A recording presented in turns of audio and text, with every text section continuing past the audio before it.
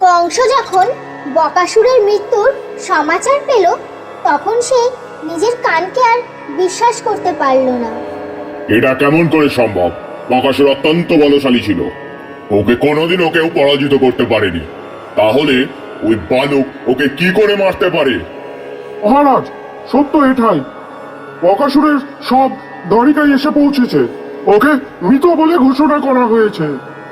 আমাদের অনুচররা ওই বালক দ্বারা বকাসুরের মৃত্যু হতে দেখেছে। ওই বালক পরম বলশালী মহারাজ।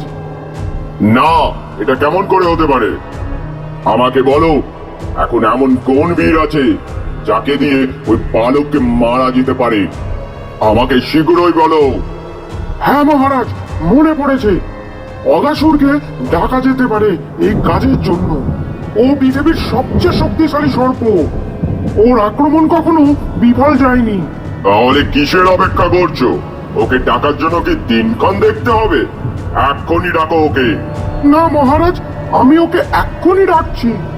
সিপাহীরা, অকাসুরকে এক্ষুনি খবর দিয়ে দাও যে মহারাজ কংস ওকে ডেকেছে। কিছুক্ষণের মধ্যেই অকাসুর কংসের সম্মুখে এসে উপস্থিত হলো। মহারাজ, আমার কত ভাগ্য যে আপনি আমাকে ডেকেছেন।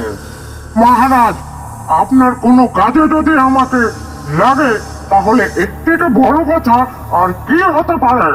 আপনি শুধু আজ্ঞা করুন মহারাজ। গোকুলে কৃষ্ণ নামে এক বালক আছে। ও ইতিমধ্যে আমাদের পুতনা আর বকাসুরকে বধ করে ফেলেছে। ওকে মারাটা অত্যন্তই দরকারি হয়ে পড়েছে। অগাসুর, তোমাকে ওর বধ করতে হবে। মহারাজ, আমি এটা কি শুনছি? ইতিমধ্যে আমার বোন পুতনা আর বকাসুরকে বধ করে ফেলেছে? এই পৃথিবীতে এমন কোন বীর জন্ম নিয়েছে? আমার রাগে মাথা ফেটে যাচ্ছে। আমার বোন আর ভাইয়ের খুনিকে আমি জীবিত ছাড়বো না মহারাজ। আজ্ঞা করুন মহারাজ, আমি এক্ষুনি গিয়ে ওই বালককে মৃত্যুদণ্ড দেব। শুধু ওই বালককে নয়, গোকুলবাসীর সকলকে গিয়ে খেয়ে নেবো আমি।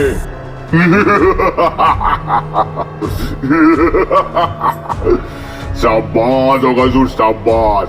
শীঘ্রই করো আর ওই বালককে সমাপ্ত করে দাও।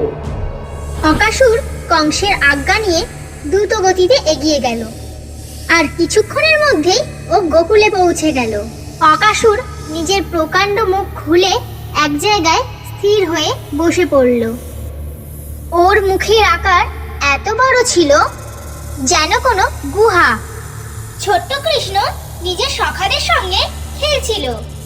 ওনার কিছু সখাদের ধ্যান অকাসুরের মুখের ওপরে গিয়ে পড়ল, যেটিকে দেখে একটি গুহা মনে হচ্ছিল। আরে কৃষ্ণা, ওই দেখো কত বড় গুহা। ওটার ভেতরে বসে আমরা বিশ্রাম করতে পারি, ভোজনও করতে পারবো। চলো, খুব মজা হবে। এটা বলে বালকরা অকাসুরের মুখের ভেতরে প্রবেশ করতে লাগলো। গোপালকেও বাধ্য হয়ে ওদের সঙ্গে যেতে হলো।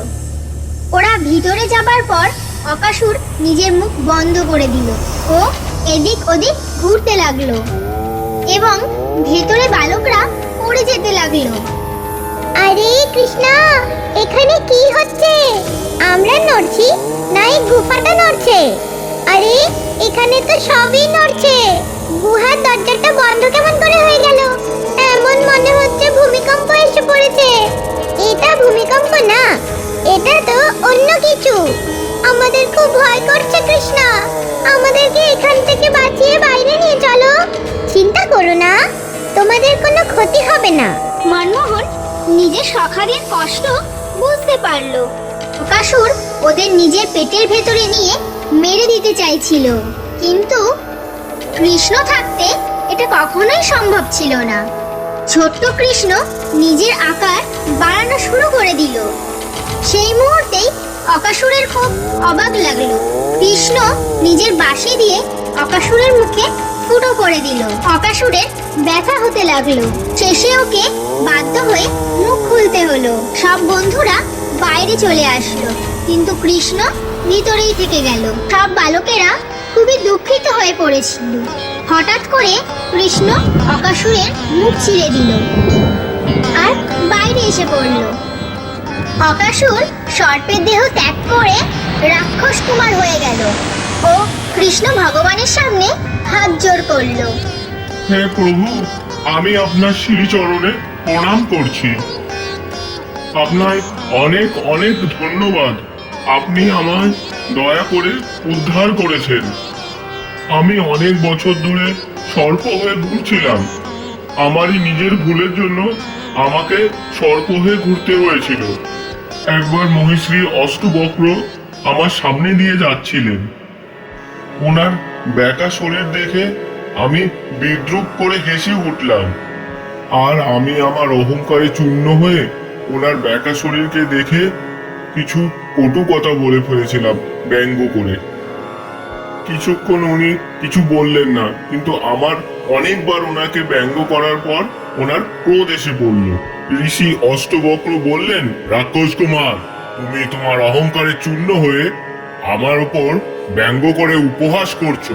এটা তোমার অনেক বড় ভুল। প্রতিটা জীবের নির্মাণ ভগবান করেছেন। কেউ কালো, কেউ ফর্সা, কেউ ছোট, কেউ বড়, কেউ দুর্বল, কেউ শক্তিশালী। সবাইকে সম্মান করা উচিত। ঈশ্বরের দ্বারা বানানো কোনো কিছুর ওপরই পরিহাস করা উচিত নয়। উপহাস করাকে অনেক বড় পাপ বলে মনে করা হয়। আমি ওনার কথার উপর লক্ষ্য দিলাম না, আর হাসতেই লাগলাম।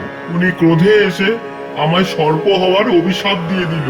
আমার খুব দুঃখ হলো। আমি ওনার কাছে ক্ষমা চাইলাম। উনি বললেন, অভিশাপ বদলানো যাবে না, কিন্তু দাপর যুগে শ্রীকৃষ্ণের যে অবতার হবে ওনার দ্বারাই তুমি মুক্তি লাভ করবে।